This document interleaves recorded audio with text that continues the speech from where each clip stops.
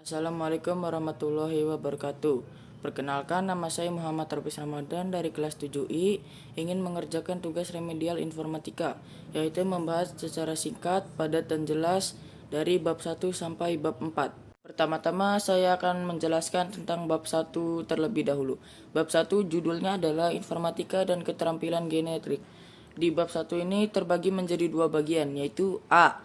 Informatika untuk pelajar SMP. Pertama, apa dan mengapa perlu belajar informatika? Belajar informatika memungkinkan kamu untuk memahami teknologi serta cara kerjanya, sehingga kamu dapat menggunakannya secara efektif dan aman. Beberapa alasan mengapa perlu belajar informatika adalah: yang pertama, memahami dasar-dasar penggunaan perangkat dan perangkat lunak komputer. Yang kedua, menjadi lebih efisien dalam melakukan pekerjaan sekolah atau tugas-tugas lainnya dengan memanfaatkan teknologi. Yang kedua, apa yang akan dipelajari dalam mata pelajaran informatika? Mata pelajaran informatika di SMP akan membantu kamu mengembangkan pemahaman tentang konsep-konsep dasar seperti keterampilan praktis dalam penggunaan teknologi. Yang ketiga, informatika dan profil pelajar Pancasila. Pelajar informasi tidak hanya mengajarkan tentang teknologi, tetapi juga mendukung pengembangan profil pelajar Pancasila. Bagian B, pengantar keterampilan generik. Yang pertama adalah bekerja dalam kelompok. Keterampilan bekerja dalam kelompok penting untuk berhasil di dunia kerja. Dalam pelajaran informatika, kamu akan belajar: pertama, bagaimana berkolaborasi dengan anggota kelompok lain dalam menyelesaikan tugas dan proyek. Yang kedua, menghargai pendapat dan ide dari anggota kelompok lain. Ketiga, membagi tugas secara adil dan efisien untuk mencapai tujuan secara bersama-sama. Yang kedua adalah mengomunikasikan hasil kerja. Kemampuan untuk mengomunikasikan hasil kerja dengan jelas dan efektif sangat penting. Dalam pembelajaran informatika, kamu akan belajar: yang pertama, menyusun laporan atau proyek dalam format yang mudah dipahami oleh pembaca. Yang kedua, menggunakan grafik, tabel, dan ilustrasi untuk memperjelas informasi. Yang ketiga, mempresentasikan hasil kerja dengan percaya diri. Selanjutnya, saya akan membahas tentang bab 2 yang berjudul berpikir komputasional. Dalam bab 2 ini terbagi menjadi 4 bagian. A. Apa itu algoritma? Algoritma adalah serangkaian langkah atau instruksi yang disusun secara logis untuk menyelesaikan suatu masalah. Algoritma adalah fondasi dalam pemrograman komputer dan membantu kita menjalankan tugas-tugas dengan efisien. Mari kita lihat contoh algoritma sederhana. 1. Mulai. 2. Baca angka pertama. 3. Baca angka kedua. 4. Jumlahkan angka pertama dan kedua. 5. Tampilkan hasil penjumlahan. 6. Selesai. Dalam algoritma di atas, langkah-langkahnya sangat jelas dan struktural. Ini memungkinkan kita untuk dengan mudah memahami cara kerjanya dan mengikutinya dengan baik. B. Optimalisasi penjadwalan. Optimalisasi penjadwalan adalah penggunaan algoritma untuk mengatur tugas dan sumber daya secara efisien. Ini sangat penting dalam dunia komputasi, karena dengan menggunakan algoritma yang tepat, kita dapat menghemat waktu dan energi kita dalam menyelesaikan suatu pekerjaan. Sebagai contoh, bayangkan kita memiliki tugas-tugas yang harus diselesaikan dalam waktu yang terbatas. Dengan menggunakan algoritma penjadwal yang optimal, kita dapat mengatur tugas-tugas ini dalam urutan yang terbaik sehingga menghasilkan hasil yang optimal juga. Yang ketiga, C. Struktur data. Struktur data adalah cara kita menyimpan dan mengatur data dalam komputer.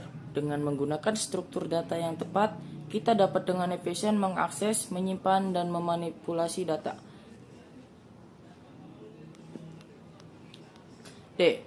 Representasi data. Representasi data adalah cara kita menggambarkan data menggunakan simbol dan format yang dapat dipahami oleh komputer. Dalam dunia komputasi, kita menggunakan berbagai jenis representasi data seperti bilangan biner, tabel, grafik, dan sebagainya.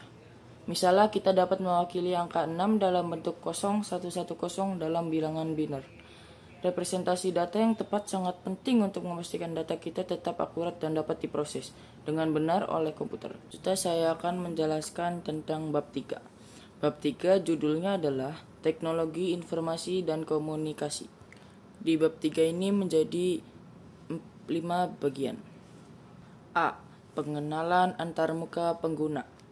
Antarmuka pengguna adalah cara kita berkomunikasi dengan komputer melalui perangkat keras dan perangkat lunak yang digunakan. Dengan antarmuka pengguna, kita dapat memasukkan perintah, mengatur pengaturan, dan melihat hasil dari apa yang kita lakukan di komputer. Ada dua jenis antarmuka pengguna yang umum digunakan. 1. Antarmuka pengguna grafis, yang disingkat adalah GUI. Antar pengguna grafis GUI adalah jenis antarmuka pengguna yang paling umum digunakan. Pada antarmuka GUI, kita dapat melihat elemen visual seperti ikon, menu, dan jendela. Kita dapat berinteraksi dengan komputer dengan mengklik ikon, menjalankan program menyimpan file, dan melakukan banyak hal lainnya dengan bantuan mouse atau keyboard. Yang kedua adalah antarmuka pengguna baris, yang disingkat CLI. Antarmuka pengguna baris perintah (CLI) adalah bentuk antarmuka pengguna yang lebih sederhana dan berbasis teks. Pada antarmuka CLI, kita memberikan perintah melalui barisan teks dan komputer akan memberikan respon sesuai dengan perintah yang diberikan. CLI biasanya digunakan oleh pengguna yang lebih ahli dalam penggunaan komputer. B. Folder dan file. Sekarang kita akan belajar tentang folder dan file. Kamu pasti sering melihat dengan menggunakan folder dan file di komputer. Yuk kita pelajari lebih lanjut tentang hal ini. 1. Ekstensi file. Ekstensi file adalah bagian dari nama file yang menunjukkan jenis atau format file tersebut. Contohnya, file dengan ekstensi docx menunjukkan bahwa itu adalah file dokumen Microsoft Word, sedangkan file dengan ekstensi JPG menunjukkan bahwa itu adalah file gambar. Pahami ekstensi file yang umum digunakan agar kamu bisa menggunakan file dengan benar. Kedua, pengelolaan folder. Folder adalah tempat untuk menyimpan dan mengatur file. Dengan menggunakan folder, kamu dapat mengorganisir file-filemu agar lebih mudah ditemukan dan diakses.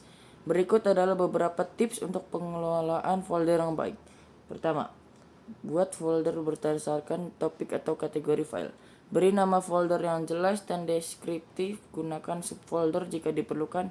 Urutkan file dalam folder secara teratur. Ketiga, pengelolaan file dengan sistem operasi Microsoft Windows. Jika kamu menggunakan sistem operasi Microsoft Windows, berikut adalah beberapa fungsi pengelolaan file yang bisa kamu gunakan. Yang pertama, membuat file baru. Yang kedua, menghapus file yang tidak diperlukan. Yang ketiga, mengganti nama file. Yang keempat, menggabung file dalam suatu folder. Yang kelima, mencari file dengan cepat menggunakan fitur pencarian. C. Peramban dan search engine. Selanjutnya, mari kita pelajari peramban dan search engine.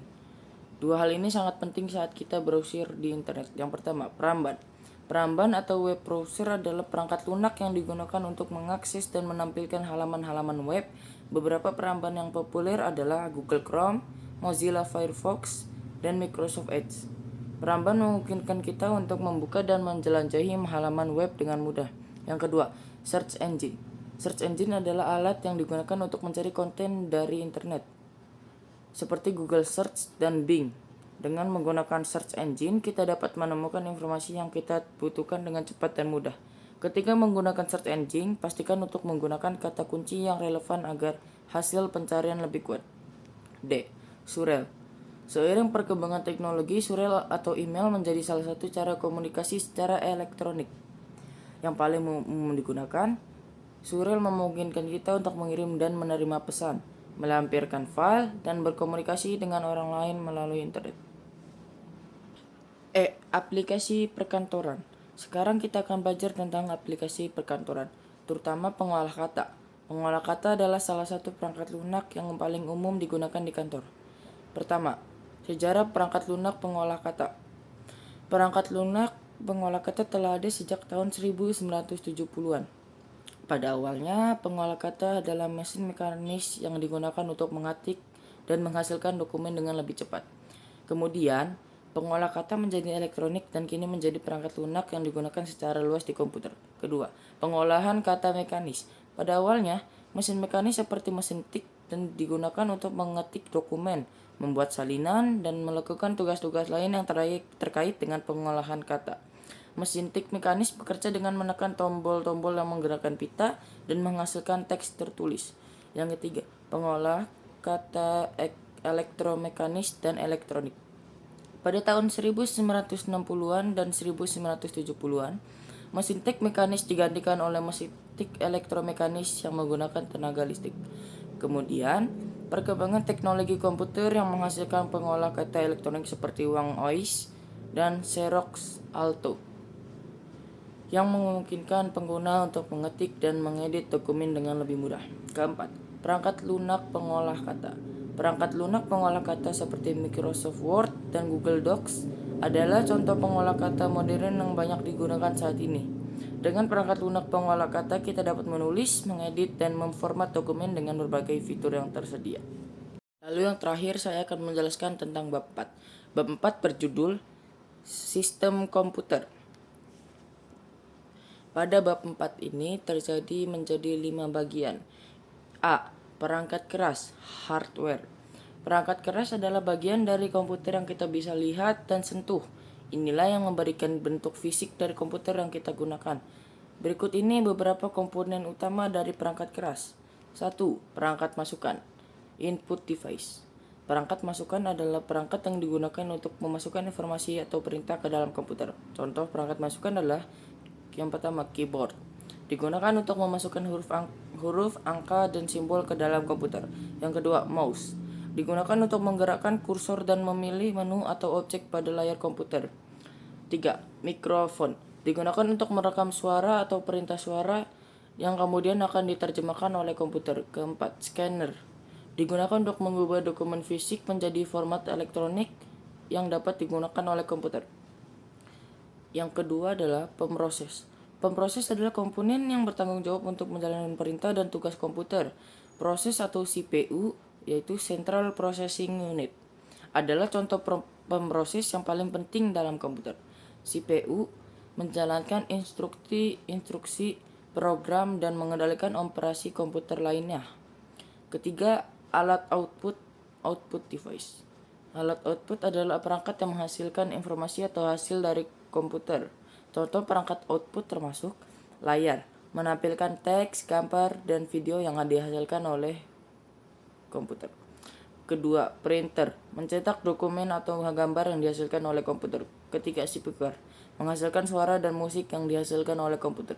Keempat, peranti penyimpanan sekunder, secondary storage device. Peranti penyimpanan sekunder adalah perangkat yang digunakan untuk menyimpan data dan program dalam jangka waktu yang lebih lama. Contoh peranti penyimpanan sekunder termasuk pertama, hard drive, digunakan untuk menyimpan data dan program dalam komputer. Kedua, flash drive, berfungsi sebagai penyimpanan portable untuk membedakan data dari satu komputer ke komputer lainnya. Yang ketiga, DVD atau CD drive, digunakan untuk membaca dan menulis data pada CD atau DVD. Kelima, peranti lainnya. Selain perangkat masukan, pemroses keluaran, dan penyimpanan sekunder, ada juga peranti keras lainnya yang membantu menjalankan tugas-tugas komputer. Contoh peranti keras adalah pertama, motherboard, papan sirkuit yang menghubungkan semua komponen perangkat keras. Yang kedua, RAM, random access memory, digunakan untuk menyimpan data dan program yang sedang dijalankan oleh komputer. Ketiga, power supply, menyediakan energi listrik yang diperlukan untuk menjalankan komputer. Keenam, spesifikasi perangkat keras. Spesifikasi perangkat keras merujuk pada karakteristik teknis dari komponen perangkat keras, seperti kecepatan pemrosesan, kapasitas penyimpanan, dan jumlah port yang tersedia. Spesifikasi perangkat keras yang lebih baik biasanya berarti performa komputer yang lebih baik pula. B. Perangkat lunak, software. Perangkat lunak adalah bagian dari komputer yang tidak bisa kita lihat atau sentuh secara fisik. Namun, perangkat lunak ini berperan penting dalam menjalankan komputer dan melakukan tugas-tugas yang dibutuhkan oleh pengguna. Berikut ini adalah 2 jenis perangkat lunak yang terkait dengan sistem komputer. Pertama, sistem operasi, operating system. Sistem operasi adalah perangkat lunak yang mengatur dan mengendalikan operasi dasar komputer. Sistem operasi memiliki tugas-tugas seperti memulai komputer, mengelola perangkat keras, menjalankan program, dan menyimpan dan mengambil data dari peranti penyimpanan. Contoh sistem operasi termasuk Windows, macOS, dan Linux. Yang kedua, program aplikasi. Program aplikasi adalah perangkat lunak yang dirancang untuk melakukan tugas-tugas spesifik seperti mengedit gambar, menulis dokumen, atau memutar musik. Program aplikasi ini digunakan oleh pengguna untuk menjalankan tugas-tugas sehari-hari mereka. Contoh program aplikasi termasuk Microsoft Word, Adobe Photoshop, dan iTunes. C. Interaksi antar perangkat. Selain berfungsi sebagai independen, perangkat keras dan perangkat lunak juga berinteraksi satu sama lain untuk menjalankan tugas-tugas komputer. Salah satu contoh interaksi antar perangkat adalah sistem Closed Circuit Television (CCTV), di mana kamera sebagai perangkat masukan merekam gambar dan video yang kemudian ditampilkan pada layar perangkat output untuk pengawasan. D. Permasalahan dan spesifikasi perangkat keras. Seiring dengan perkembangan teknologi komputer, permasalahan dan spesifikasi perangkat keras juga menjadikan perhatian penting. Beberapa permasalahan yang mungkin muncul meliputi kerusakan perangkat keras, kekurangan daya komputasi, dan keterbatasan penyimpanan. Oleh karena itu, penting untuk memilih perangkat keras dengan spesifikasi yang cocok untuk kebutuhanmu. E. Bilangan biner. Bilangan biner adalah sistem angka yang menggunakan hanya 2 digit, yaitu 0 dan 1. Pada sistem komputer, bilangan biner digunakan untuk menyimpan dan memproses data, misalnya 1 melambangkan hidup atau nyala, dan 0 melambangkan mati atau padam. Dengan menggunakan kombinasi 0 dan 1, komputer dapat mempresentasikan dan memanipulasi berbagai jenis data. 1. Mesin faks dan modem. Mesin faks dan modem adalah contoh penggunaan bilangan biner dalam komunikasi data. Saat mengirim dokumen melalui mesin faks, dokumen tersebut diubah menjadi sinyal biner yang dikirim melalui saluran telepon. Begitu sinyal diterima di ujung penerima, sinyal itu dikonversi kembali menjadi gambar atau teks oleh mesin faks penerima. Yang kedua, menghitung lebih dari 31. Dalam sistem bilangan desimal, ketika kita mencapai angka 9, angka berikutnya ada 10. Namun dalam bilangan biner, kita hanya memiliki angka 0 dan 1. Jadi, ketika menambahkan 1 ke 1, kita harus menggunakan 10. Sebagai representasi hasil dalam sistem ini, 10 mewakili angka 2. Ketiga, lebih lanjut tentang bilangan biner. Bilangan biner juga digunakan dalam pengkodean data dan representasi grafis. Misalnya dalam pengkodean karakter komputer, setiap huruf dan simbol memiliki representasi biner yang unik. Selain itu, dalam grafik ke komputer, pixel, titik gambar, digambarkan menggunakan kombinasi biner untuk menciptakan gambar dan aplikasi. Segitu saja penjelasan dari saya. Wassalamualaikum warahmatullahi wabarakatuh.